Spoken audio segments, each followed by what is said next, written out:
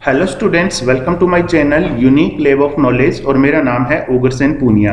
तो स्टूडेंट्स, आज हम इस वीडियो के अंदर पढ़ने वाले हैं पोइटिक डिवाइसेस, जिनको हम लिटरेरी टर्म्स भी बोलते हैं, जिसमें हम repetition, alliteration, paradox, anaphora, antithesis, transferred epithet, पन, यूफेमिज्म और मेटाफर के बारे में पढ़ने वाले हैं। इनके मैं आपको एग्जाम्पल भी बताऊंगा और इनकी डेफिनेशन क्या होती है, इनका प्रयोग पॉइंट्स में किस तरीके से किया जाता है, वो भी हम इस वीडियो में पढ़ेंगे। तो चलिए स्टार्ट करते हैं वीडियो को।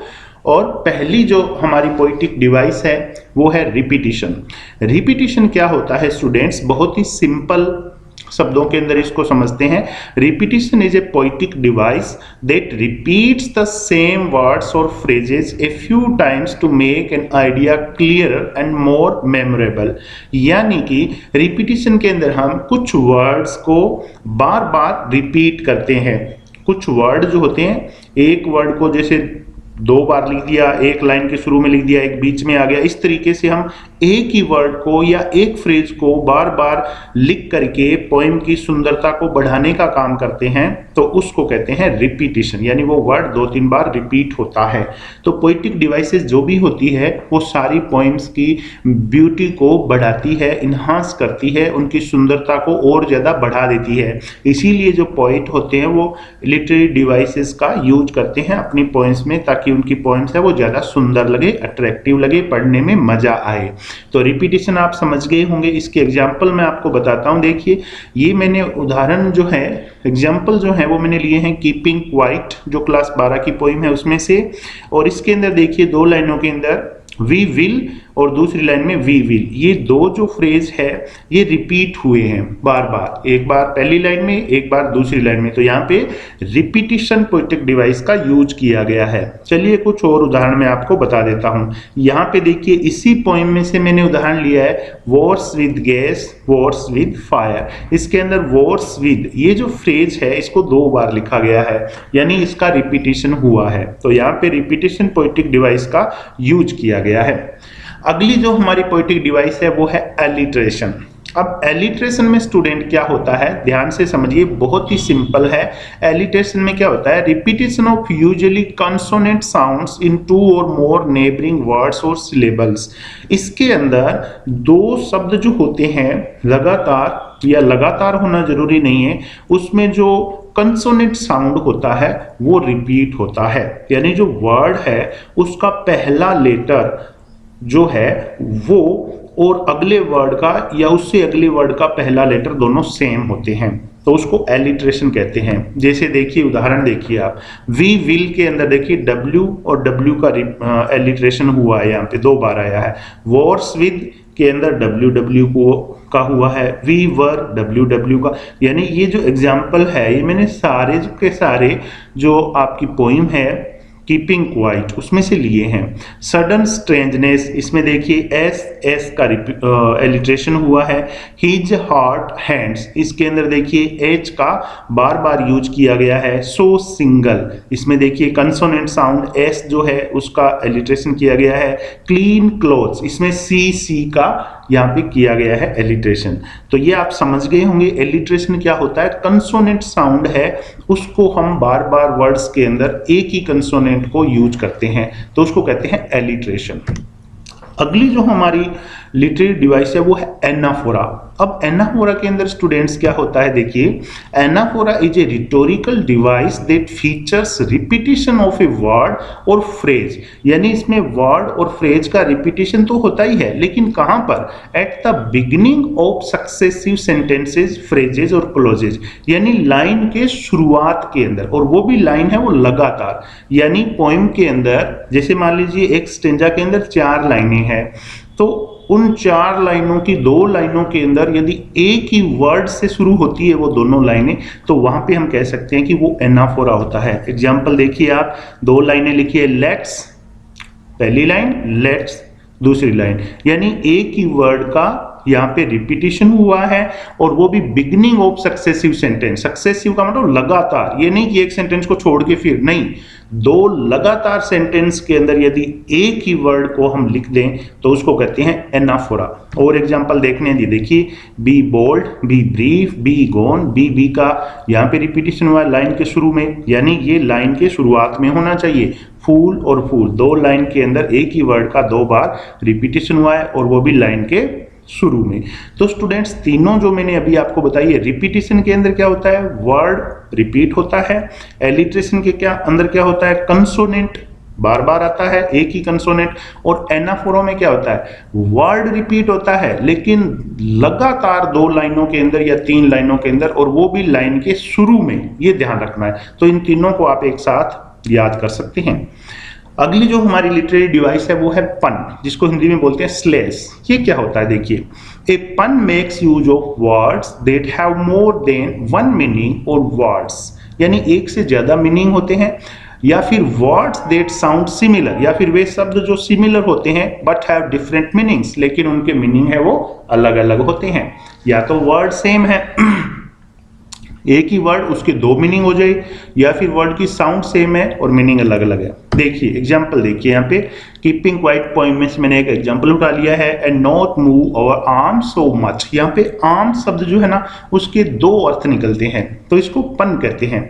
आर्म्स का अर्थ हैंड्स, ये भी होता है, बाजुएं, हाथ। आर्म्स का अर्थ वेपन्स भी होता है, हथियार। तो आर्म्स के दो अर्थ यहाँ पे बताए गए हैं, दो अर्थ निकले हैं, इसलिए आप कह सकते हो कि यहाँ पे आर्म्स शब्द जो है वो पन है, पन का इस्तेमाल किया गया। ये देखिए और example, an elephant's opinion carries a lot of weight. यहाँ पे एलिफेंट ओपिनियंस, हाथी की राय।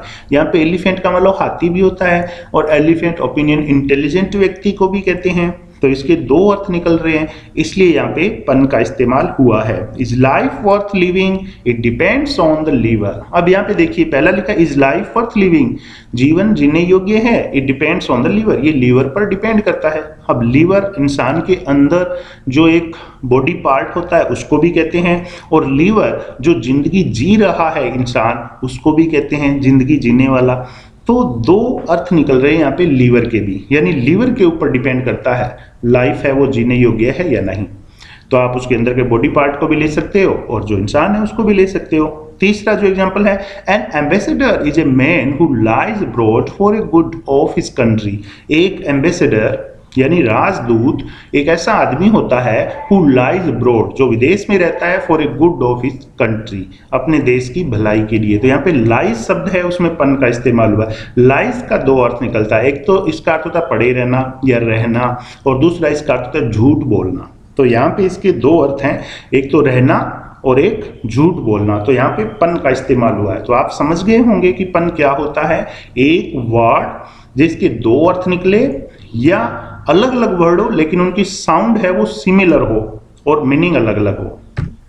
मेटाफर की बात करते हैं। अगली हमारी लिटरेरी डिवाइस है metaphor. A metaphor is a poetic device that describe an object or action in a way that isn't literally true but helps explain an idea or make comparison. Metaphor क्या होता है, metaphor एक ऐसी literary device होती है जो हमें लगता है कि सच नहीं है, लेकिन फिर भी ये सेंटेंस को एक्सप्लेन करती है और जो हम कंपैरिजन करते हैं उसको सही ठहराती है।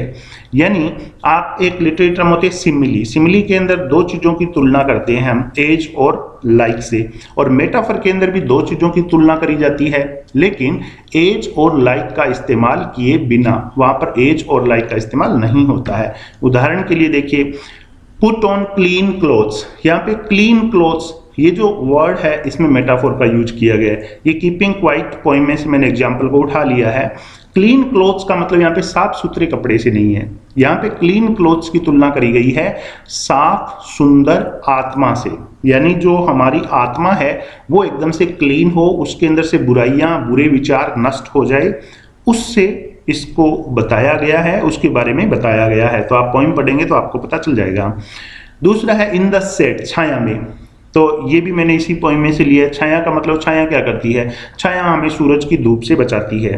तो यहाँ पे छाया का मतलब क्या लिया गया कि जो बुरी चीजें हैं, जैसे सूरज की किरणें हैं, गर्मी के अंदर बहुत हमें चुभती है, उनसे हमें बचाती है। तो यहाँ पे जो बुरी चीजें हैं उनसे कोई बचाता है तो उसके संदर्भ में इसका इस्तेमाल किया गया है पोइम के अंदर।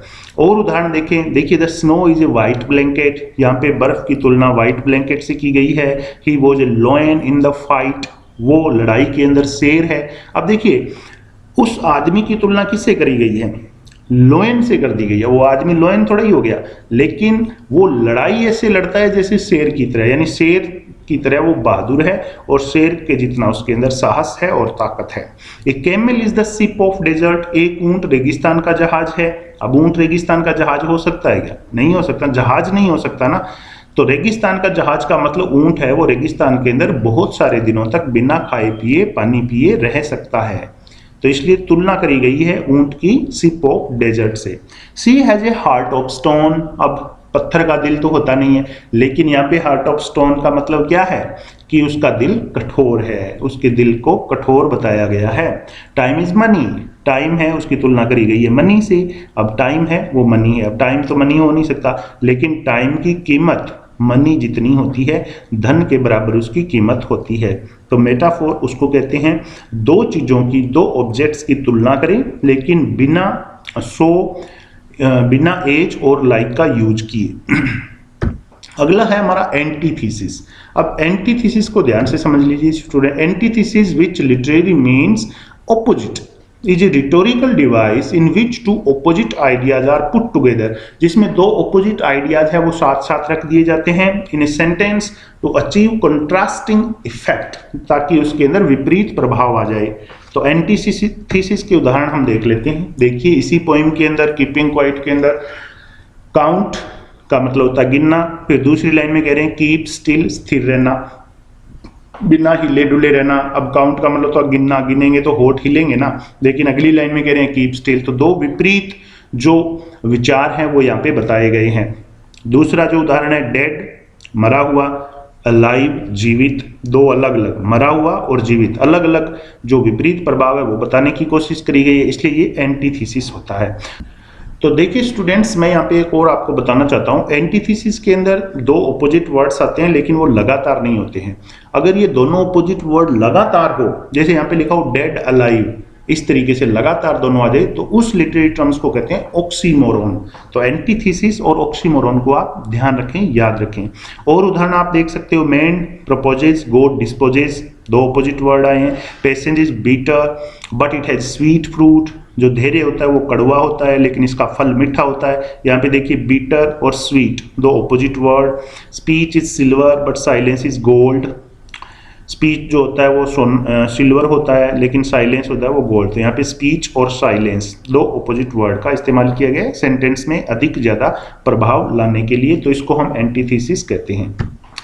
आगे बात करते हैं पर्सोनिफिकेशन। बहुत ही सिंपल सी लिटरेरी टर्म है। इसके अंदर क्या होता है, personification is when you give an animal और इनएनिमेट ऑब्जेक्ट्स और एब्स्ट्रैक्ट नोशंस क्वालिटीज और abilities that only human can have, यानी ऐसे क्वालिटीज दे देना किसी निर्जीव वस्तु को, किसी जानवर को या किसी ऑब्जेक्ट को जो केवल और केवल इंसान में ही होती है, यानी इंसानों वाले गुण दे करके दिखाना। उदाहरण देखिए, perhaps the earth can teach us, शायद पृथ्वी हमें सिखा सकती है। अब टीचिंग का काम कौन करता है, इंसान। टीचर तो इंसान ही होता है ना, सिखाने का काम, पढ़ाने का काम तो टीचर करता है, लेकिन यहाँ पे कहा गया पृथ्वी हमें सिखा सकती है। तो इस तरीके से पृथ्वी के अंदर इंसानी जो गुण है, क्वालिटीज हैं, उनको दिखाने की कोशिश करी गई है। और उदाहरण देख लीजिए, the door protested as it open slowly, door protest. अब विरोध कौन करता है, विरोध तो इंसान करता है ना, दरवाजा कहाँ से विरोध करेगा, लेकिन यहाँ पे दरवाजा विरोध कर रहा है जब ये धीरे धीरे खुला, यानी दरवाजा है वो खुलने में थोड़ा सा कठिनाई हो रही थी, उसको खोलने में दिक्कत हो रही थी। The moon played hide and seek with the clouds, जो चंद्रमा है वो बादलों के साथ छुपा छुपाई खेल रहा था। अब खेलने का काम तो बच्चों का होता है ना, इंसान का होता है, लेकिन यहाँ पे चंद्रमा के साथ इसको दिखा दिया गया है, तो ये पर्सोनिफिकेशन है। Lightning danced across the sky, बिजली है वो आसमान के अंदर नाच रही थी। अब यहाँ पे डांस करने का काम तो इंसान करता है ना, लेकिन यहाँ पे कहा गया कि बिजली है वो नाच रही थी। तो इस तरीके से निर्जीव वस्तुओं के अंदर जो ऑब्जेक्ट्स होती है उनके अंदर इंसानों वाले गुण हैं वो दिखा करके बताया जाता है, उसको हम पर्सोनिफिकेशन कहते हैं। ट्रांसफर्ड एपिथेट क्या होता है, बहुत ही अच्छी लिटरेरी टर्म है। Transferred epithet is when an adjective usually used to describe one thing is transferred to another, यानी कि एक ऐसा आइडिया बताया जाए जैसे कि यहाँ पे लिखा है कोल्ड सी। अब यहाँ पे क्या बताया गया है, यहाँ पे कोल्ड सी का मतलब होता है ठंडा समुद्र, लेकिन समुद्र को ठंडा नहीं कहा गया है। यहाँ पे कोल्ड सी लिखा है, लेकिन कोल्ड जो है वो समुद्र नहीं है। कोल्ड यहाँ पे समुद्र के अंदर जो रहने वाले मछुआरे हैं ना, जो मछलियां पकड़ने का काम करते हैं, उनको कहा गया है। कोल्ड का मतलब होता है उदासीन यानी उदासीन मछुआरे। यहाँ पे समुद्र को ठंडा नहीं कहा गया है। और उदाहरण हम देखते हैं इसके, देखिए ये देखिए, ही पास्ड स्लीपलेस नाइट। यहाँ पे स्लीपलेस नाइट, यहाँ पे नाइट जो है ना उसको स्लीपलेस नहीं कहा गया है। नाइट स्लीपलेस थोड़ी हो सकती है, रात थोड़ी सोती है, सो तो कोई इंसान रहा है ना। यहाँ पे ही जो व्यक्ति है उसने एक नाइट ऐसी बिताई जिसमें उसको नींद नहीं आई, स्लीपलेस। तो इंसान के लिए स्लीपलेस का इस्तेमाल किया गया है, ना कि नाइट के लिए।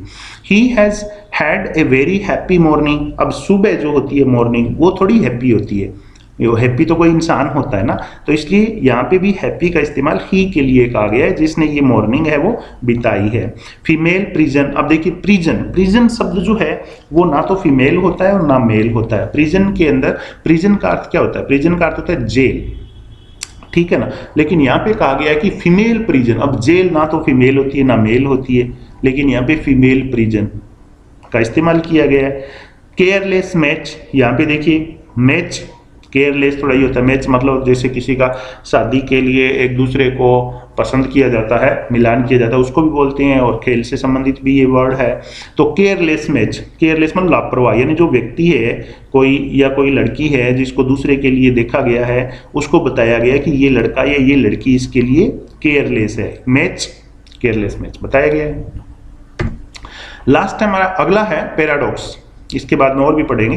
पैराडॉक्स के अंदर क्या होता है, statement that is seemingly contradictory or oppose to common sense, common sense and yet is perhaps true. यानी ऐसा सेंटेंस जो हमें पहली बार देखने में लगे कि ये तो सच हो ही नहीं सकता, लेकिन फिर भी वो सही हो। जैसे विक्ट्री विद नो सर्वाइवर्स, यहाँ पे लिखा है कीपिंग क्वाइट पोइम में से मैंने लिया है कि विक्ट्री, जीत, विद नो सर्वाइवर्स, बिना किसी के जीवित रहे। अब किसी की विक्ट्री हो जाती है तो पीछे जो रहते हैं वो एंजॉय करते हैं ना कोई तो बचेगा ना। दो व्यक्ति आपस में लड़ रहे हैं तो एक तो जीतेगा ना, लेकिन यहाँ पे क्या, विक्ट्री विद नो सर्वाइवर, जीत तो होगी लेकिन कोई जीवित नहीं बचेगा, मतलब बहुत सारे लोग उसमें मारे जाएंगे। अब देखिए save money by spending it, पैसे खर्च करके पैसे बचाओ। अब इसका मतलब क्या है, हमें लगता है कि ये तो हो ही नहीं सकता कि पैसे खर्च करेंगे तो बचेंगे कैसे, लेकिन यहाँ पे कहना चाहते हैं कि आप पैसे इन्वेस्ट कीजिए, पैसे है उनसे आप जीवन बीमा करा सकते हो, कहीं पे इन्वेस्ट कर सकते हो ताकि वो आगे जा करके आपके कठिन समय के अंदर काम में आए। I only message those who do not message, मैं केवल उन्हें मैसेज करता हूँ जो मुझे मैसेज नहीं करते। अब देखिए जो मैसेज ही नहीं करते हैं उनको मैसेज कैसे किया जा सकता है, लेकिन ये सेंटेंस भी सही है। आई कैन रजिस्ट एनीथिंग, मैं किसी का भी प्रतिरोध कर सकता हूं, बट टेम्पटेशन, लेकिन टेम्पटेशन का नहीं कर सकता। अब देखिए यहाँ पे लिख दिया रजिस्ट एनीथिंग, एनीथिंग मतलब तो किसी का भी हो सकता है ना, लेकिन आगे कह दिया लेकिन टेम्पटेशन का विरोध नहीं होता है। तो एक चीज को इसने निकाल भी दिया है। तो दो या ऐसा सेंटेंस जो आपको लगे पहली बार पढ़ने से कि ये सच नहीं हो सकता है, लेकिन फिर भी वो ध्यान से पढ़ने पर, उसका अर्थ समझने पर आपको लगे कि बिल्कुल ये सही है, उसको हम कहते हैं पैराडॉक्स। यूफेमिज्म क्या होता है, यूफेमिज्म होता है mild or indirect word or expression substituted for one considered to be too harsh or blunt when referring to something unpleasant or embarrassing. मैं इसको आपको आसान भाषा में बता देता हूँ। यूफेमिज्म होता है कि हम किसी भी कठोर शब्द की जगह बहुत ही सौम्य शालीन शब्द का इस्तेमाल करें, ना कि कठोर शब्द का, तो उसको कहते हैं हम यूफेमिज्म। जैसे यहाँ पे पोइट ने लिखा है नो ट्रक विद डेथ, यहाँ पे नो ट्रक विद डेथ लिखा है। जैसे मान लीजिए वो ये कहते कि दो युद्ध हो रहा है दो देशों का और उसके अंदर बहुत सारे सैनिक मर गए और फिर ट्रक के ट्रक लाशें हैं जो डेड बॉडी है उनको भर के ले जाया जा रहा है, तो वो यहाँ पे बहुत ज्यादा कठोर शब्द हो जाता है। उसकी जगह इन्होंने क्या लिख दिया, नो ट्रक विद डेथ, ये इस्तेमाल किया है। और देखिए passed away instead of died, मरने की बजाय डाइड की जगह हम किसका, पास अवे, हम किसी को कहें कि वो मर गया तो ये अच्छा नहीं लगता, इसलिए हम क्या कहते हैं, पास अवे, कि वो गुजर गया। Senior citizen instead of old people, old people हम बूढ़े लोगों को कहें कि ओल्ड पीपल, उसकी जगह हम अगर उनको सीनियर सिटीजन कहें तो ज्यादा बेटर लगेगा, ज्यादा अच्छा लगेगा। Sanitation engineer instead of garbage man, garbage man हम कहें कचरा उठाने वाले लोगों को गार्बेज मैन, उसकी जगह यदि हम कहें सैनिटेशन इंजीनियर कि स्वास्थ्य इंजीनियर या सफाई इंजीनियर, तो कितना अच्छा लगेगा। तो किसी भी कठोर शब्द का इस्तेमाल नहीं करना, बल्कि उस कठोर शब्द की जगह हमें बहुत ही सौम्य और शालीन और एक अच्छे वर्ड का इस्तेमाल करना, उसको कहते हैं यूफेमिज्म। ये लिटरेरी डिवाइस है। इंजैम्पमेंट में क्या होता है? इंजैम्पमेंट कहते हैं is a literary device in which a line of poetry carries its idea or thought over to the next line without a grammatical pause, यानी बिना रुके पोइम के आइडिया को अगली लाइन पर ले जाना और फिर अगली लाइन पे ले जाना। इस तरीके से पोइम का लगातार बिना रुके प्रवाह बना रहता है, उसको एंजैम्पमेंट कहते हैं। With enjambment the end of a poetic phrase extends past the end of the poetic line, यानी एक लाइन से अगली लाइन में, फिर अगली लाइन से अगली लाइन में, जो पढ़ने वाला है, रीडर है, उसको उसका जो विचार है दिमाग के अंदर वो चलते ही रहते हैं, उनको आराम नहीं मिलता है, एक फ्लो हो जाता है विचारों का, उसको एंजैम्पमेंट कहते हैं। तो एंजैम्पमेंट के लिए मैंने ये टी.एस. इलियट जो है उनकी पोइम का एक उदाहरण आपको यहाँ पे बताया है। तो एंजैम्पमेंट के अंदर आप इसको पढ़ सकते हो, आपने पढ़ा होगा और भी पोइम को तो आपको पता होगा। एसोनेस क्या होता है? एसोनेस में देखिए, assonance is a literary device in which the repetition of similar vowel sound take place in 2 or more words in proximity to each other within a line of poetry or prose. तो इसमें क्या होता है? Vowel sound का repetition होता है। तो assonance most often refers to the repetition of internal vowel sounds in words। ये शब्द, ये लाइन बहुत इंपॉर्टेंट है इसको समझने के लिए। Repetition of internal vowel sounds in words, यानी शब्दों के अंदर जो बीच वाले जो वोवेल होते हैं ना, कोई वर्ड हमने लिखा उसके अंदर अगर कोई वोवेल आया है, उसके अंदर यदि कोई स्वर आया है, उसका रिपीटिशन होना, ठीक है ना। जैसे देखिए आपको मैं उदाहरण बताता हूं, जैसे हमने पहले पढ़ा था एलिट्रेशन। एलिट्रेशन में क्या होता था? शुरुआती कंसोनेंट का रिपीटेशन हो रहा था, ठीक है ना। शुरुआत के अंदर जो कंसोनेंट साउंड है, कंसोनेंट जो है उसका रिपीटेशन हो रहा था। लेकिन एसोनेंस में क्या होता है? बीच में हो रहा है लेकिन वोवेल का रिपीटेशन हो रहा है। उदाहरण देखिए यहाँ पे सन ऑफ गन, यहाँ पे देखिए ओ और यू, यानी वोवेल है, दोनों वोवेल का रिपीटेशन हुआ है। डम, लक, देखिए सभी वोवेल हैं और इनका रिपीटेशन हुआ है। तो यहाँ पे repetition of internal vowel sound, उसको कहते हैं एसोनेंस। हाइपरबली क्या होता है? हाइपरबली होता है जो ऑफन ए बोल्डली ओवरस्टेटेड और एग्जैजरेटेड क्लेम और statement that adds emphasis without the intention of being literally true। यानी हम किसी भी बात को बहुत ज़्यादा बढ़ा चढ़ा करके कहें, किसी भी बात को बहुत ज़्यादा हम एग्जैजरेशन के साथ बोलें, भले वो सच ना हो, तो उसको हम हाइपरबली कहते हैं। तो he is running faster than the wind, वो हवा से तेज दौड़ रहा है। अब हवा से तेज कौन दौड़ सकता है? लेकिन हम बताना चाहते हैं कि वो व्यक्ति जो है वो बहुत ही ज्यादा तेज दौड़ रहा है। I am so hungry I could eat a horse, मैं इतना भूखा हूं कि मैं घोड़ा खा सकता हूं। अब घोड़ा थोड़ा ही खाया जा सकता है, लेकिन यहाँ पे बहुत ज्यादा बढ़ा चढ़ा के बताया गया है उसकी भूख को कि वो बहुत ही ज्यादा भूखा है। I have read this book 100 times, मैंने इस किताब को सैकड़ों बार पढ़ा है। अब कोई किताब को सैकड़ों बार थोड़ा ही पढ़ा होगा उसने, लेकिन बहुत बार पढ़ा है, ये बताने की कोशिश की गई है। My dad will kill me when he comes home, मेरे पिताजी मुझे मार डालेंगे जब वो घर आएंगे। अब घर आएंगे तो थोड़ी मार देंगे, गोली थोड़ी मार देंगे, लेकिन बताया कि बहुत ज्यादा नाराज होंगे, बहुत ज्यादा गुस्सा होंगे। My brother is stronger than iron, मेरा भाई लोहे से भी ज्यादा ताकतवर है। तो बहुत ज्यादा हम किसी बात को बढ़ा चढ़ा करके बताते हैं, उसको हम हाइपरबली कहते हैं। तो स्टूडेंट्स, आई होप कि आपको ये सारी लिटरेरी टर्म्स है कुछ हद तक समझ में आ गई होगी और आप इनका अच्छे तरीके से यूज करना सीख गए होंगे। हम मिलेंगे अगली वीडियो में, तब तक के लिए जय हिंद।